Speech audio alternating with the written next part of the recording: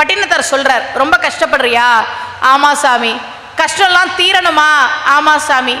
எப்ப தீரும்னு தெரியணுமா? ஆமா சாமி. நீ செத்தா தீருண்டாங்கிறார். பட்டினத்தார் சொல்றார், வினை போகமே ஒரு தேகம் கண்டாய், வினைதான் ஒளிந்தால் திணை போது அளவும் நில்லாது கண்டாய். டே, உன் வாழ்க்கையே நீ செஞ்ச கர்ம வினை.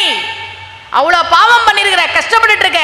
இந்த கஷ்டம் தீரணும்னா உன் உடம்புல இருந்து உயிர் போச்சுன்னு வை, அடுத்த நிமிஷம் உன் கஷ்டம் தீர்ந்து போயிடும். வினை போகமே ஒரு தேகம் கண்டாய், வினைதான் ஒளிந்தால் திணை போது அளவும் நில்லாது கண்டாய்.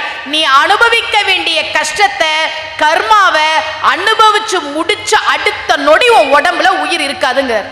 அப்ப என்ன தெரியுதுன்னா, உயிரோட இருக்கிற வரைக்கும் கஷ்டம்ன்றது இருக்குன்றது புரிஞ்சு போச்சு.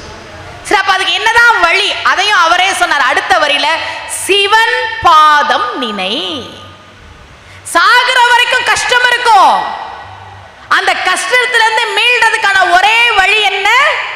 சிவன் பாதம் நினைங்கிறார் பட்டினத்தார். சிவன் பாதத்தை இறுக்கமா பிடிச்சுக்கிட்டீங்கன்னா உனக்கு கஷ்டம் வராதுங்கிறார்.